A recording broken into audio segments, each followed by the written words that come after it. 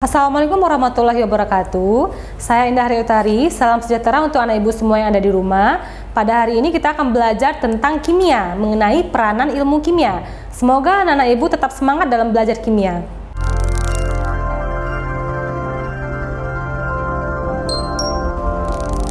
Oke, kita masuk materi ya, yaitu tentang peranan ilmu kimia. Nah, ada 8 poin yang akan kita bahas. Yang pertama, bidang rumah tangga. Kedua, bidang kesehatan, bidang pertanian, bidang industri atau petrokimia, bidang biologi, bidang hukum, bidang mesin dan teknik sipil, yang terakhir bidang arkeologi.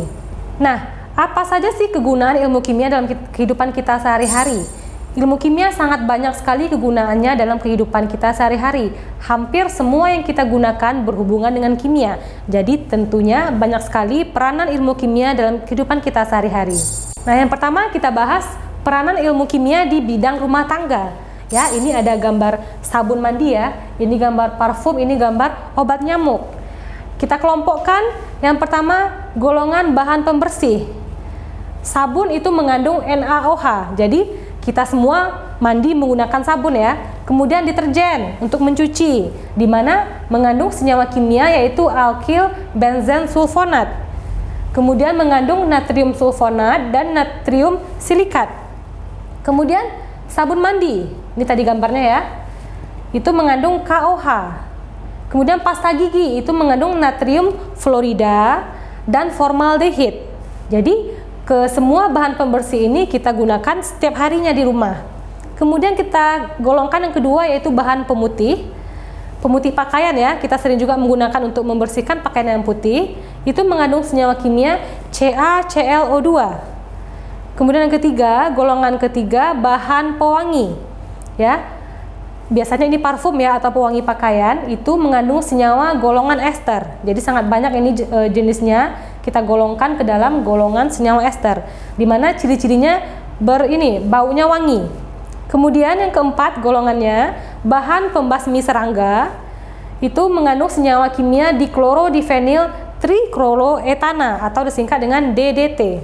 Oke, lanjut untuk golongan berikutnya, bahan makanan ya, kita golongkan menjadi 4. Penyedap, pengawet, pemanis dan pewarna makanan.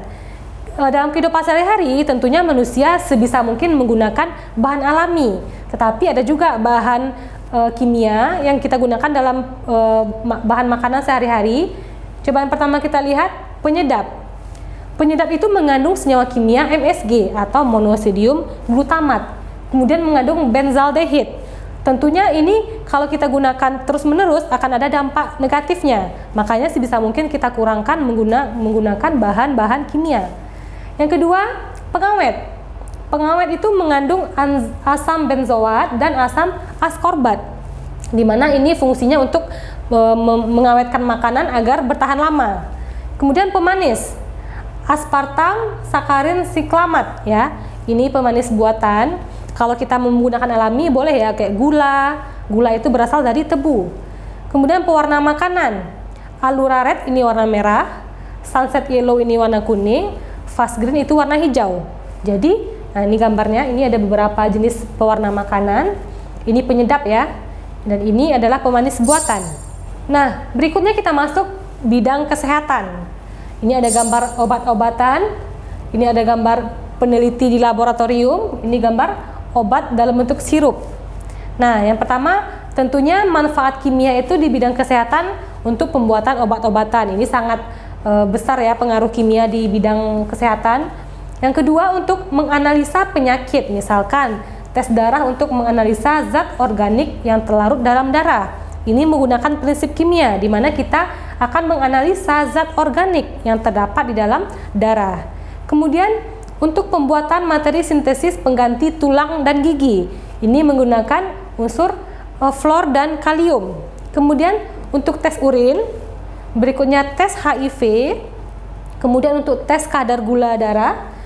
Kemudian untuk radioisotop natrium 24 untuk menganalisa penyumbatan pembuluh darah. Jadi kita menggunakan unsur natrium 24. Yang terakhir untuk kemoterapi untuk penyakit kanker. Jadi di kemoterapi itu menggunakan prinsip kimia. Nah, berikutnya di bidang industri petrokimia. Nah, apa itu petrokimia? petrokimia adalah bahan kimia yang diperoleh dari bahan bakar fosil atau minyak bumi. Nah, minyak bumi ini sendiri banyak sekali manfaatnya dalam kehidupan kita sehari-hari. Mengandung senyawa hidrokarbon ya. Kemudian manfaatnya sebagai bahan bakar kendaraan, misalnya bensin, solar, aftur. Jadi ketiga ini berasal dari minyak bumi. Kemudian untuk bahan bakar diesel. Jadi ini untuk mesin-mesin diesel ya. Kemudian manfaat petrokimia untuk ini gas LPG. Jadi gas LPG yang kita gunakan sehari-hari itu didapat dari minyak bumi. Kemudian minyak tanah, ini juga bahan bakar rumah tangga. Kemudian aspal. Nah, aspal ini merupakan sisa residu dari pemisahan minyak bumi, digunakan sebagai pelapis jalan raya. Kemudian lilin atau parafin, ini juga bagian dari fraksi minyak bumi. Kemudian pelumas atau oli, ini digunakan untuk mesin-mesin. Berikutnya di bidang pertanian, itu contohnya pupuk ya. Jadi semua petani itu pasti menggunakan pupuk untuk kesuburan tanamannya. Misalkan ada jenis pupuk nih, yang pertama pupuk urea, rumus kimianya CONH2 2 kali, pupuk kalium itu KCl, dan pupuk fosfor, rumusnya CaH2PO4. Yang kedua, pestisida untuk hama tanaman ya, itu mengandung senyawa kimia diklorofeniletana, kemudian mengandung senyawa siklodiena. Ini ada gambarnya, petani sedang memberikan pestisida, dan ini gambar pupuk. Kemudian di bidang biologi ada juga manfaat kimia. Yang pertama pada proses pencernaan makanan, di mana kita menggunakan enzim ya. Enzim ini merupakan senyawa kimia. Kemudian detoksi racun. Jadi saat pencernaan makanan dalam tubuh manusia itu terjadi detoksi racun, di mana nanti menggunakan reaksi-reaksi kimia. Yang kedua, pada sistem pernafasan, kita menghirup oksigen dan melepaskan CO2. O2 dan CO2 adalah senyawa kimia. Kemudian pada sistem metabolisme tubuh, baik itu hewan, tumbuhan, dan manusia.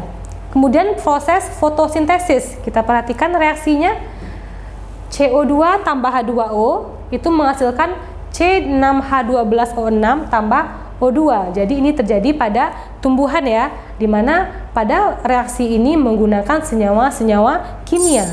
Nah, kemudian di bidang hukum, yang pertama manfaat kimia itu untuk tes DNA. Jadi misalkan ada kayak kejahatan yang diperlukan pengujian tes DNA, jadi itu bisa digunakan prinsip kimia untuk menguji tes DNA manusia. Kemudian untuk menganalisis kadar alkohol di tubuh manusia. Ini gambarnya, ini ada seorang peneliti ya. Ini ada struktur DNA. Jadi di bidang hukum itu kimia juga berperan untuk tes DNA dan analisis kadar alkohol. Oke, berikutnya di bidang mesin dan teknik sipil. Yang pertama manfaatnya kimia itu logam untuk pembuatan mesin ya. Jadi semua mesin itu dibuat dari campuran logam, di mana logam itu sendiri merupakan senyawa-senyawa kimia. Yang kedua untuk pembuatan bahan bangunan, misalkan cat, semen, pipa, paku, kayu, lem, dan sebagainya. Ini semua dibuat dari senyawa-senyawa kimia. Ini ada gambarnya ya.